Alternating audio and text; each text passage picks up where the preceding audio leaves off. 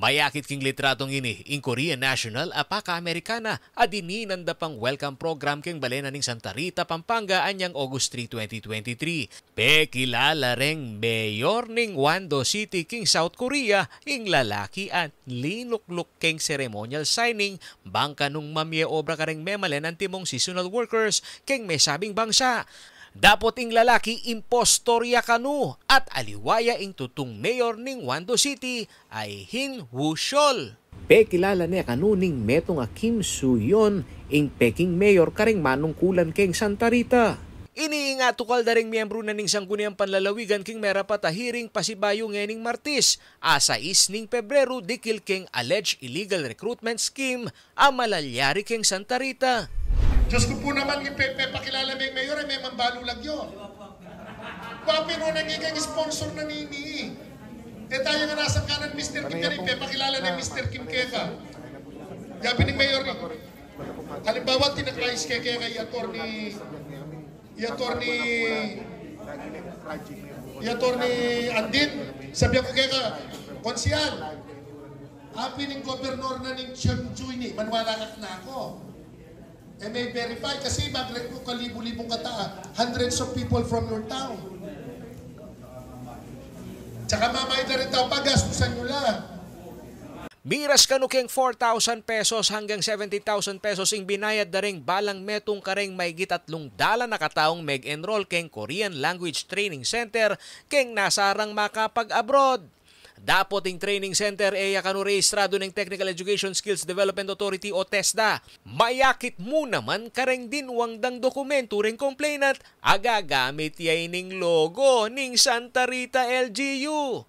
Kahina-hinala mo naman kanu ing proseso ning pamaglako dareng bisang manintunan abroad uling alalang employment permit at tourist visa ing gagamitan dareng aliwang keraklan. Sir, fake mayor eh.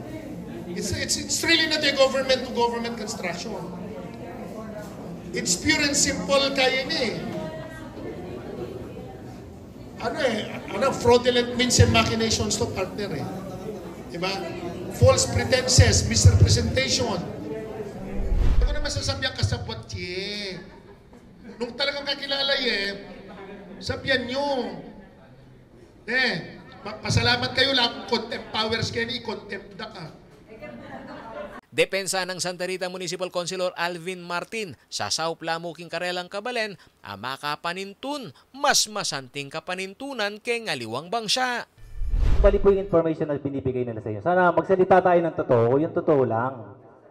Kasi wag kayong magsalitang hindi totoo, nasa loob tayo. Kailangan yung totoong pinag-uusapan natin dito. Ating ko pong voice record sige. Na may nga kuya actually, lahat ng bilang nanunungkulan, lahat ng lumalapit sa atin, talagang tutulungan natin yan. Basta lumapit kayo sa akin, talagang sasabihin ko kayo, yung mga sinabi nyo sa akin, na tinatanong nyo sa akin, binigay ko kay Mr. Kim, pinalawap ko sa kanya lahat. Lahat ng inquiry nyo, binibigay ko lahat sa kanya yan. Sinasabi ko lahat yan, nire-report ko. Kaya nga po hanggang ngayon ni Consyal, alaman pong milyari getang... Yes, kung wala man nangyari sa ganun, kasi out of control ko na yon. Importante, yung mga gusto nyong malaman, gusto nyong maano, binabato ko agad kay Mr. Kim. Linawin lang natin.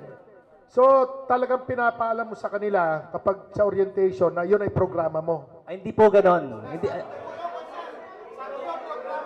alam nyo, sabi Basic research na ning CLTV 36 News, lulto, dati na neng akatransaksyon ning Santa Rita LGU i Mr. Kim.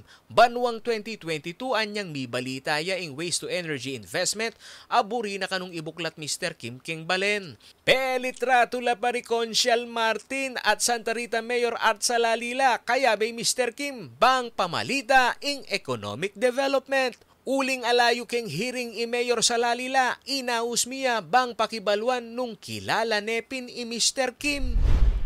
Nalagyo. Ita pong Kim Soo-yeon. Kim Soo-yeon? Opo.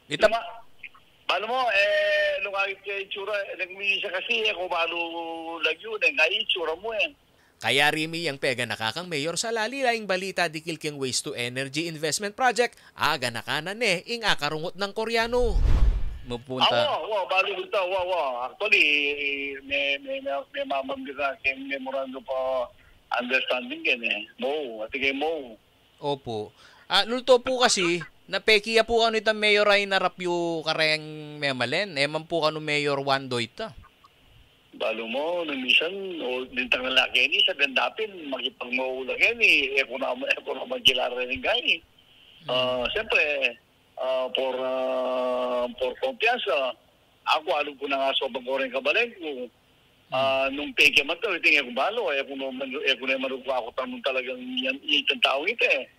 Makasadya naman kanong marap king investigasyon i Mayor sa Lalila at pepasyas na naalalang kinabangan ka rin perang pisa sa biyan amekwa ka rin memalen.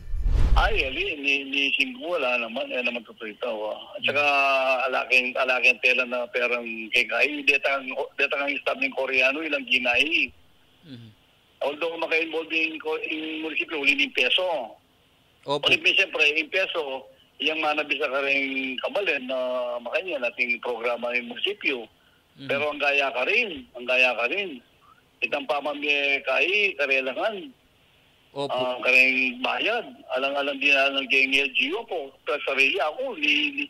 Ito tuloy niyan, deta nga na kareta, pikit ko lang ito, yung mag-graduate lagi itang kaya, itang karelang schooling na kaya. Kung man nakasabi ako pala normal mo itang takbunin kaya, okay itang programa mo Kung hindi ka problema, pinanyang miras na ka rin at yung magreklamo. Under oath la ring migit 3 dalan na complainant asusopa ng ning provincial government ning Pampanga king pa magdalom kaso laban kareng responsable king pisasabyan a illegal recruitment. Agpang kang BM kanlas kayabe king committee resolution ning Sangguniang Panlalawigan ing rekomendasyon nung makananoy a kabayat ing parusa o penalty a administratibo kareng local officials a involved king may sabing scheme. At tatanda ng minuna na ng pega na kaning Department of Migrant Workers dapat pabalo karela ing luluban ng kontrata ng LGU kareng seasonal worker ang giampang ating government-to-government transaction piilatanan ng South Korea at ding lokal na kapanibalan. Mamagasa man kanureng complainant sublila rin perang karelang ginastos lakwas dakal karela reng meko keng obra. So nag-resign po kami sa mga trabaho namin, nag-schooling kami kasi pinangakuan kaming makakalis after schooling. Pero natapos ko yung schooling namin, March ba April. Nakaalis po kami September. September? Opo.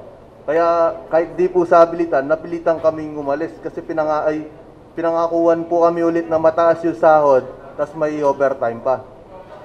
Pero yung minimum po nila, hindi umabot dun sa sinasabi nilang sahod. Aking kakaing talasuyo ay Paulo G. Santos, ating pusong makabalen.